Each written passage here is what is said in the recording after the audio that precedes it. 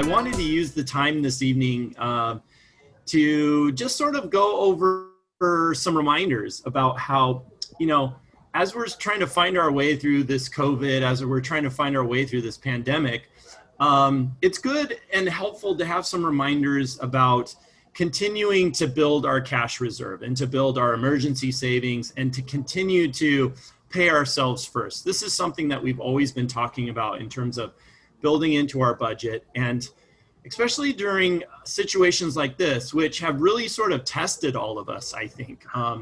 Tested our stress and anxiety levels, tested our patience, and just really sort of tested our discipline when a lot of our incomes have been cut, a lot of our incomes have been taken away, and like Evelyn was alluding to, really having to really manage month to month.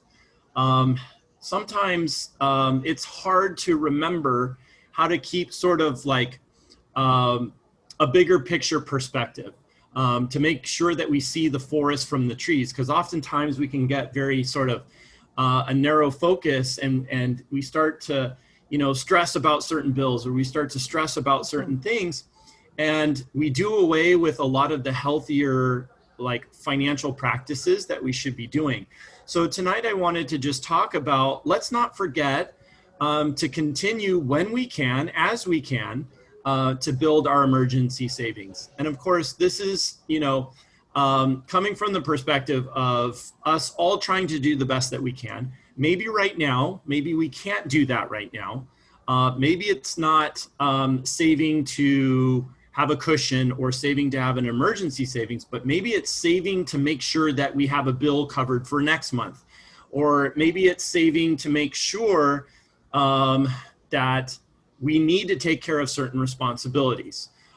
So please don't take me wrong. Please don't take this as like, I'm just saying we have a lot of this discretionary income and cash to just be thrown around right now, because I know that's not the case.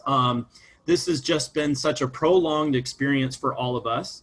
And here we are still talking about issues of how do we get unemployment? What's going to happen to unemployment? What's going to happen to the extra federal $600 a week? That's now, we're trying to just get $400 out of the government extra.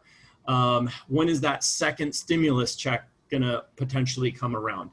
And now it's getting to the point where I almost sort of feel like, are we even talking about COVID anymore in the news? Like, am I the only one still holed up in my house and everybody else is out doing their thing? Because I sort of feel like, I'm not trying to look at the news all the time, but I sort of feel like now we're not really focusing on it anymore. So it's like, we're in this weird twilight zone.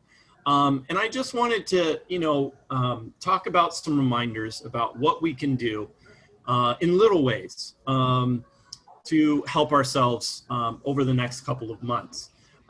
So let me see, let me just move the slide here. So today, maybe it's just a couple of these things, but I wanted to bring up 13 ways that we can stop spending money and start building our emergency savings instead, okay? So whether you do all 13 or whether you do one of them, whatever you feel is applicable to you and your situation, I hope it helps, okay? So let's just tackle these sort of 5 at a time till we get to the 13th. The first one is know your weaknesses. So, many of us, our weakness is chocolate. That's what I'm sort of talking about. But in light of your budget, what is your weakness? And if you don't know what that weakness is, if you feel like, well, I don't have a weakness, I don't overspend on certain things, look at your budget. Go to your bank statement tonight and look over the last month and see where you have done some unnecessary spending, right? Go through the bank statement, highlight it, find some things. Where are you spending most on items or services even that either benefit you or are actually stealing from your bottom line? right? There are certain things that sort of fly under the radar that we don't always catch because they're on recurring payment. They're automated, right? And they're actually robbing from us, and we're not using those services. That's how a lot of these subscription services work. They're counting on us to forget, right? So, prime example, the other day, my daughter was wanting to watch a specific movie, and of all the streaming services that we have, it wasn't on any of them. So I had to sign up for Hulu because that's the one it was on, right? And of course, the first 30 days is free, right? But then after that, it starts charging me $6 a month. Now, I put that in my calendar, though, to notify me of like a week prior that I'm going to cancel that. I need to cancel that.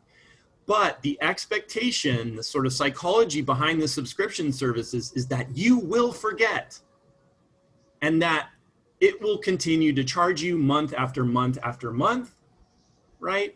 And you'll just sort of forget about that. And at that point, it takes too much time and energy to cancel it, and so you just keep paying. So that's what I mean by find your weakness in your statement, in your budget. Where are you being robbed for things that you're not necessarily using anymore? As soon as COVID, and I probably should have done it a lot earlier, but as soon as COVID hit, I canceled my gym membership. I mean, I wasn't even using it before. I mean, look at me, right? But that's another area where it's subscription, it's month by month, and I just keep paying, right? And it just keeps robbing me because I'm not actually utilizing it. So that's what I mean by number one.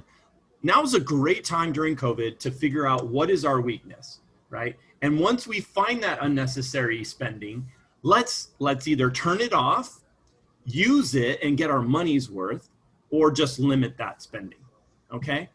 Number two, let's not forget to stick to our plan. And that plan is the budget.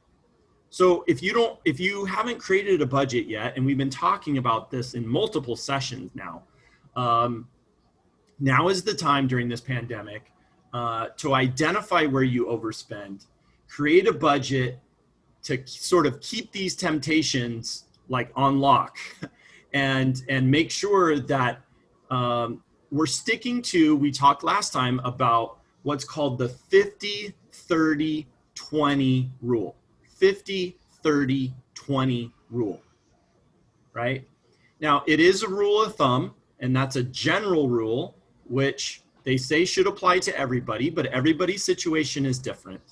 But think of it in terms of 50-30-20, which means that 50% of our income, the money that we bring in, the money that we generate, whether it's from a side hustle, passive income, W-2 earned income, maybe you're collecting on Social Security, you're getting Social Security benefits, whatever it is, whatever's coming in, 50% of that income should go to necessities, things that you need, right? So we talked about that: rent, utilities, food, the things that we need on a basic level to survive. 50%, no more than 50% of our income should go towards that. 30% should be allocated towards extras. The things that we classified, remember, as wants, not needs. So if we're spending more than 30% of our income on those extras, we're probably overspending. We need to go back to the budget, get back to the plan, and figure out what are the things that I absolutely need to pay for, and what are those things that I'm either splurging on or I'm just purchasing because they're wants, right? And then the last 20%, we should be putting towards savings. So 50, 30, and then 20% towards savings. Now, here's where that rule of thumb sort of kind of goes out the window for a lot of people, because they say, actually, Brian, I'm having to use 60, 70, 80% of my earned income towards necessities, right? Okay, that's fine. If that is the situation right now, until you can get more income, then what we have to do is take that remaining 20%, let's say, that's left, and say, okay, only 10% for extras, and then only 10% for savings. right? So I'm okay with changing the percentages, but I don't want your savings to be zero. Unless you're in a situation where you're actually needing every single dollar towards necessities. So Evelyn, like you were saying before, you're having to work on part-time income. You're having to plan not just for this month, but get things ready for next month. Your daughter's going back to school, right? So you're actually allocating every single dollar. Every single dollar has its job. Okay, maybe savings can't be a part of it this month or next month, or maybe even the following month.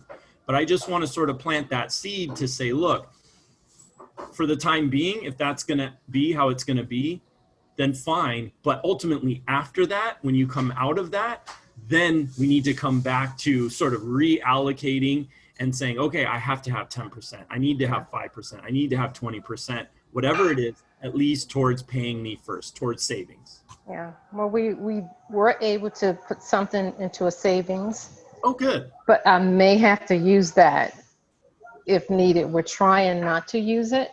Sure. So, I'm so happy that we were able to save something. And that is why it's there. That's the whole point, right? Is not to say, well, let's build up our emergency savings so that we can just go buy a bunch of extra stuff. Like you're saying, like, thank goodness we did what we could do, and we do have something there, which is the whole point. So I'm definitely all for that, because that's a healthy use of why you were saving for it anyways. Okay. Number 3, like we just sort of mentioned here, give every dollar a job, right? So in that budget, we should account for everything that's coming in and then everything that's going out, right? So I saw a statistic the other day that 65% of Americans don't budget.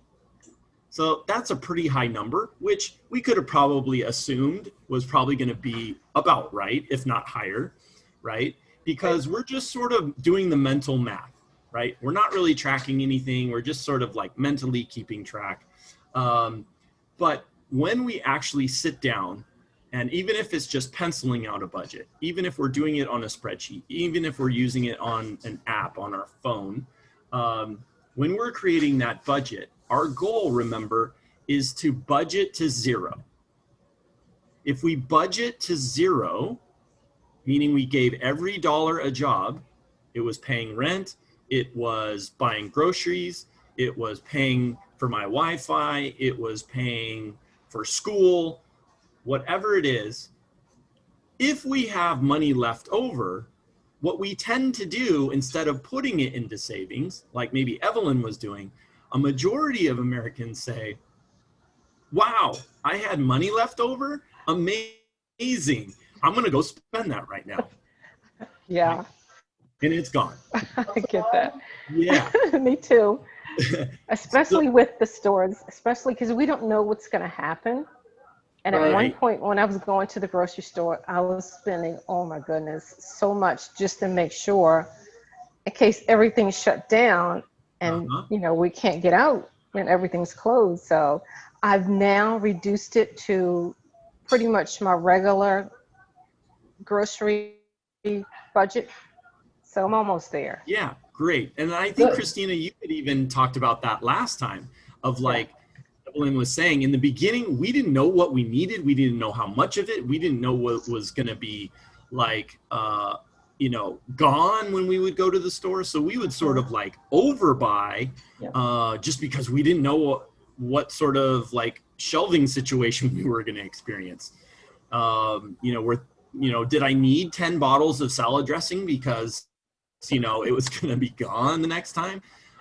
Yeah, most certainly. And I think, Evelyn, you're right in that we sort of now at this point, we've sort of dialed that in and we've gotten a better like understanding of like what's available, what's not available. Yeah. And like Christina, you've been saying all along is, what do I really need versus what do I not really need in order to make this happen? And what are you willing to give up to keep what it is you really want?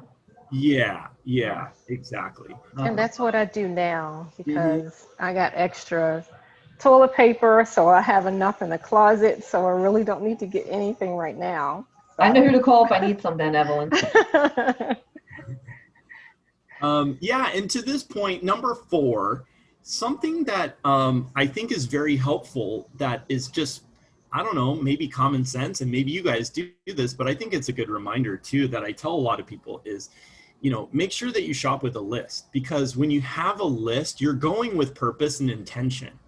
And you're only looking for those things versus like, well, okay, I know I need lunch supplies and I know I need supplies for dinner. Well, that just opens up to like all kinds of stuff that you could be buying, and you're sort of buying randomly, hoping that everything that you get can be put together to create meals, instead of going purposefully with like, here are the actual things that I need to do this weekly menu. And that's something that we were even doing in our household, was having a weekly menu, and we were only buying to that menu. I have a spreadsheet actually that I use to go grocery shopping with. Like, it's broken down in your 5 deal savings, your mix and match deals, and just, yeah. So I totally agree with that 100%. Yeah. It's really helpful. Yeah. And that way on the other stuff, you just sort of keep walking. And that way, you don't overspend, because you're like, I'm not here for this. I'm not even here to consider this. Yeah. That way you're not frivolous spending. You're only spending on what you've budgeted for. Number 5 is check before you spend. And what I mean by this is ask permission of your budget. Okay. So I'm not telling you to ask permission of somebody else necessarily, but check in with the budget to make sure that you already gave this job to these dollars before you spend. If it fits within your budget, great. But if you ask yourself the hard questions and your budget is responding with, do you really need this? Is it going to benefit you? Is it going to help you? Is it going to save you time and money? And the answers are no. Then perhaps your budget is telling you not to spend. So that's what I mean by check before you spend. Sometimes I know people who will actually give themselves a time frame on bigger purchases, where they'll say if they encounter a larger purchase, they'll give themselves 72 hours to think it over. So by the 72 hours, you probably don't need it. Exactly. Or it's gone. Or it's gone. Hopefully it's gone. Yeah. So it's sort of this cooling off period to give their brains an opportunity to sort of get over that, like you're talking about, Evelyn, that, the things that we can't get, we want even more, right?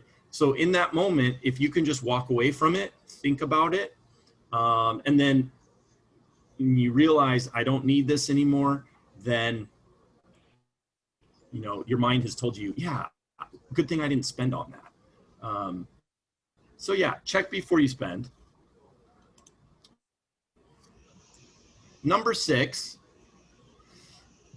I think a lot of us are getting good at this, is sort of practicing minimalism and getting multi-use out of certain things.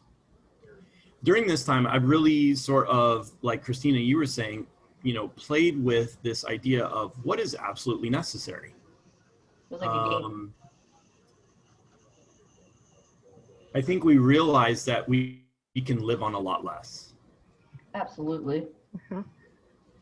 My kids have realized they could live on a lot less, actually, which has been nice. They don't need everything. And so they're getting better at that? Oh, yeah. Yep. Definitely. Yeah. That's good. They just really aren't asking for it as much as they used to. That's right. I think it's really sort of helped us define and refine what it takes to, survive, be locked down. What I mean by multi-use is I've noticed that people are trying to extend the life of things as well. Whereas before, we're in this sort of consumeristic society where when things break, we just toss it and we don't even bother trying to fix something. We just go buy a new one. Or Right? Never. It's too much headache. Whereas before, we may have tried to fix things. We may have tried to extend the life of things. I think things are sort of made to break these days and just be thrown away and, you know, bought again and again and again and again. And I think we could still stay away from that.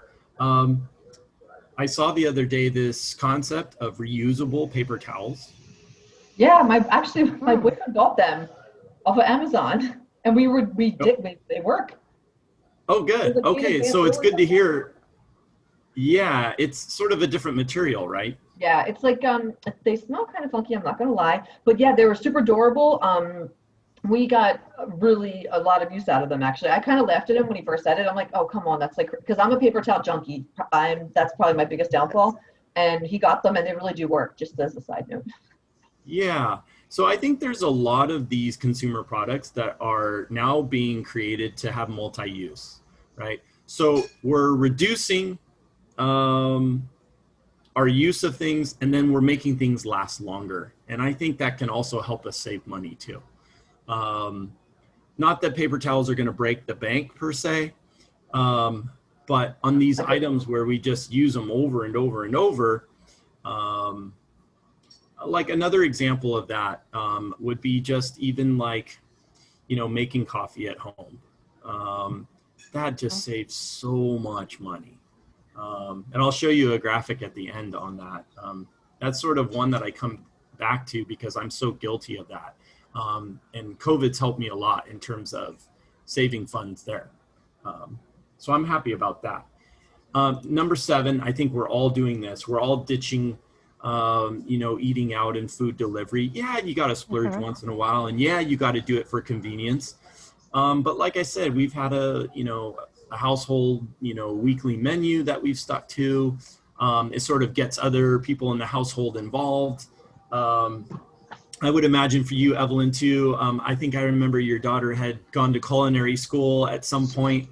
yes, Man, I would be leaning on her big time. she does.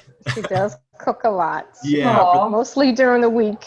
for those meals, And that would be amazing. We probably eat out once a week. Sometimes no time, and sometimes nothing at all. Yeah, yeah.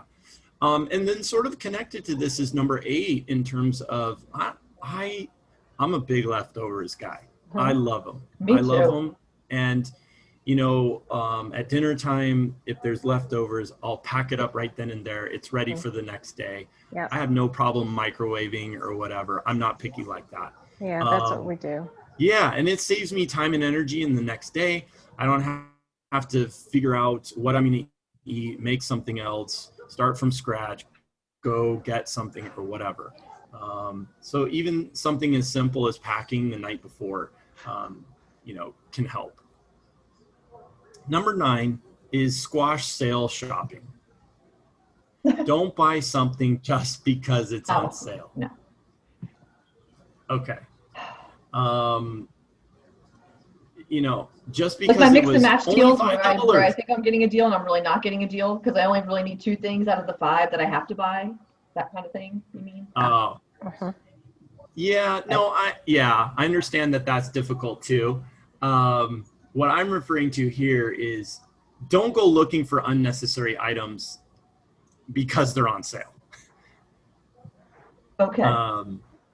Yeah, just because you have coupons that can get you 10 bottles of salad dressing doesn't mean you need 10 bottles of salad dressing. Right. Okay. Because they're on sale. It is sort of linked to our psyche of like wanting to get what we can't have, because what if those things aren't on sale the next time we go back and they're full price and I can get them on sale right now. Looking to squash sale shopping can save us money.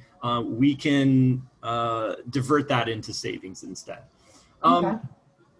I'm a big proponent of choosing generic over name brand in some situations. I'm not saying in all, right?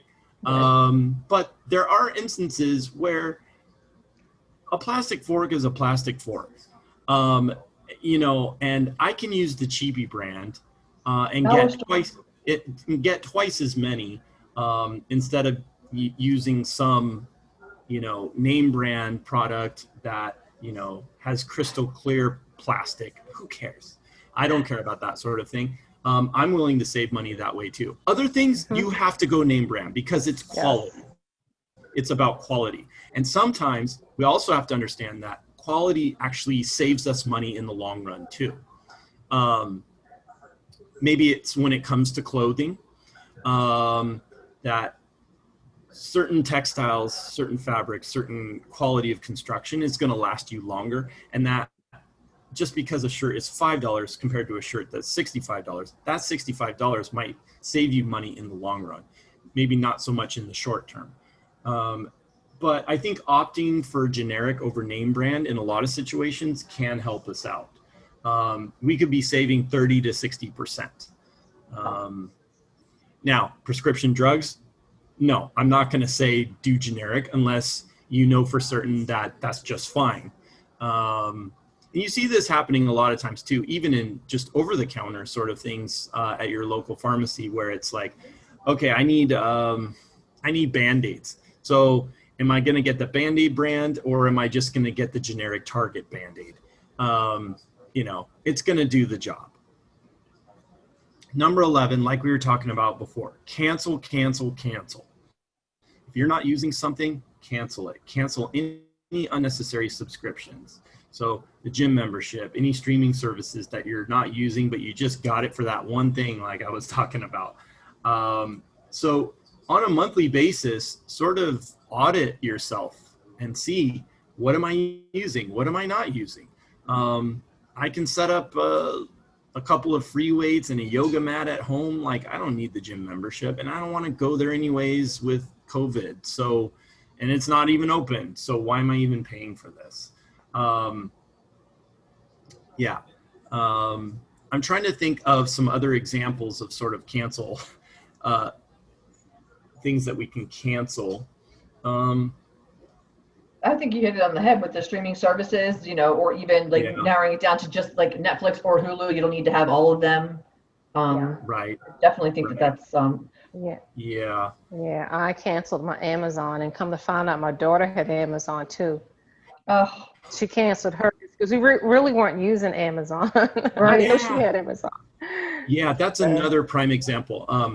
Amazon's Prime, where you can get that next day shipping. Gotta love that, right? Mm-hmm. And so you opt for that, and then it's like, well, now I have a reason to spend on Amazon. That's not good. So you try to cut down on your spending on Amazon, and then you've got this Prime subscription going too. So yeah, totally. That's another one to cut. Same thing for me too. I realized we had it, and then my son had a free student version, and it was like, why am I not just ordering through my son? That's what we do with Hulu, because my nephews are using our Hulu. So at least, somebody else is getting something out of it. Not us. We're not using it for free, but. Yeah. And I think more and more, a lot of these subscription services are sort of clamping down on how many users there are. Because we try to do that within our family too, in terms of sharing logins and so on. And I think YouTube, for example, was getting smart on it, because we got live TV through YouTube subscription with my brother-in-law who's in Atlanta, and it recognizes when we log in here in South Pasadena that we're not in Atlanta. Yeah, so they're getting smart about it. But yeah, we have to watch that. Mm-hmm. Yep. And then number 12, we were talking last time about challenging ourselves to a no spend challenge. So it could be a no spend day. Maybe there's a particular day in the week. And maybe you're like, you know what, Brian, I try to do this every day. That's fine. But for sure, maybe it's once a week, maybe it's several times a month. You challenge yourself to not spend anything on a particular day. And that can help relieve some pressure in terms of, are you buying online? Are you swiping? Like, how many purchases are you making? And we just have this one day where you're not doing any spending. And maybe that's going to release some of that pressure in the budget. And I've had people where they just sort of make it a competition with themselves, and then it becomes a couple of days a week that they're trying to do it. Or they say, you know what, this month I'm not buying any coffee somewhere. I'm not going out for fast food. I'm not, eating out. However you want to frame that challenge for yourself, think of it as a no spend. So maybe you're just not spending at all. Maybe you're just not spending in certain areas where you know it's a weakness for you. I would really recommend doing that, because I think we can actually be more successful at it than we think. And when we put our minds to it, we can surprise ourselves by how good we can get at this. We're just out of practice because we want things to just be easy and convenient and so on. But then we complain about how things are so expensive, we never have enough money and that sort of thing. Right. We just need to change our habits and our behaviors and our choices. And the no spend challenge can definitely help us do that. Okay, so Monday's going to be my no spend challenge day. There you go. I'll check in with you on Monday, Evelyn, and see. Or Tuesday. I definitely will. Man, if you can, make something good out of a Monday like that, then definitely. What better day, like the most dreaded day of the week. If you can have a victory on that day by not spending and saving that money, then that's fantastic. I think that's a great idea. And then number 13, the last one, is it's okay for us to set new goals. Like the goals that we had prior to March 13th, like they're out the window now. We sort of have to revamp everything. And it's okay to come back and set some new goals. And that means that if things have gotten tighter over the last 6 months, then just let the goals reflect what we can do right now, right? So we can't hold ourselves accountable to what we were trying to do before on a different sort of income or in a different sort of situation, right? So let's make goals that are appropriate for what we can do right now, right? So like I was saying before, with you, Evelyn, maybe you've got to use every single dollar right now for necessities. So don't, sort of crush yourself over the fact that you can't save right now. That's not the goal right now. The goal is to meet all of your responsibilities and not have to like shuffle any of those. Yeah. Get that done. And then the new goal becomes saving. The new goal becomes cutting. But the fact that you're even able to say right now, hey, I can still make Monday a no spend day. That's amazing. That's amazing. So yeah, that's a goal. That's the new goal. So it's okay to set up new ones and sort of rethink that and hold yourself to like a changing standard, because things are different. And now amazingly enough, it felt like the longest summer ever because it was like an 8-month summer. But now still going at my house. But now we're looking towards the end of the year, right? Yeah. So this is also a good time to sort of think through, okay, from now through the holidays, what are my budget goals going to be? What are my spending goals going to be? What are my saving goals going to be? And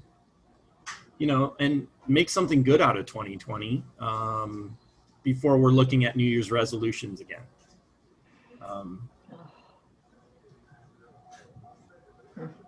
Absolutely. It's been a struggle. Any questions? So I think our goal for the end of 2020 is to, I may have to use something out of the savings, but we want to make sure we have something in there, because last year we didn't have a savings at all. Mm-hmm. So this year, the goal is to make sure we have something in the savings. Yeah. And if you have to use it, not only reassuring that you have some left in there, but then a plan to replenish it after you use it. Mm-hmm. So a lot of times we'll see our accounts sort of fluctuate like that. And we have a lot of those, sort of steep like dips in our account values because we never really thought, we know we've got to use it and we think through how to use it, but then we never think through how to put it back. And so I think using it is completely fine. We just have to be thinking about the other side of that, which is, okay, this is here for a reason. It's here to provide a cushion and for what ifs or emergencies. I'm going to use it, but then I've also got to have a plan for putting it back. And maybe a part of that plan is your no spend Mondays. So I know that I'm going to pull $500 out or whatever it is, but I know that through a series of no spend Mondays over the next 2 months, 3 months, whatever it is, it will ultimately get back. Okay. Right. I think that's the better way to sort of strategize and think about it. Then you feel better about using the money. Yeah. Because, you know, and I've certainly felt this, that oftentimes when there's nothing to fall back on, that is a very, very sort of scary feeling. And then all of a sudden we become so frightened that when we save and we do have something to save, we're holding on to it because of that experience, for fear of that experience again, that then we sort of lose sight of the fact that, oh yeah, that's why I was doing all this, was when I get into a jam, I can use some of it, but now, unlike last time, I'm going to make sure that I can put more back.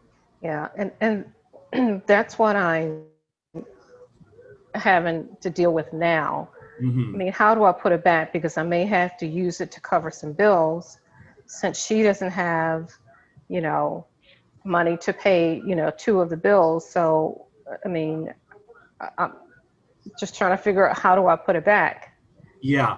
And maybe it's going to take longer, obviously, than you would want, right? But you have to be okay with sticking to that plan. Right. I'm not going to be able to get it back in there in 2 months. It's going to take me 6 months, right? But like hammering away on that over the next 6 months and not losing sight of putting it back. We've been talking about for several workshops now is, I think another thing that COVID has really taught us is that we have to plan. We have to plan, because in February of this year, we had no idea what this was going to bring and how this was like. And if anything, at least for me, it also taught me too that I can't just sort of fly by the seat of my pants and just sort of be like, oh, whatever, or what, you know. I've got a family to look after. I've got kids to look after. I have one in college as well. You know, I can't just sort of wing it. And when something like this happens and it sort of turns us upside down, like in an extreme way, I think it's a good teacher in that, okay, I've got to do things different so that however normal looks going forward, I don't encounter this again. So maybe it's not you have 3 months of, you know, income saved up. Maybe you can't get that far, but maybe it's just I'm continually saving and I'm using it when I need it. And then I'm doing the right habits to put money back slowly but surely over time. And I've got to be okay with just saying, I can't put anything back into it in the next 2 to 3 months. It's just not going to happen. Things are going to be tight. Then the holidays are going to hit. It's going to have to be a longer term goal.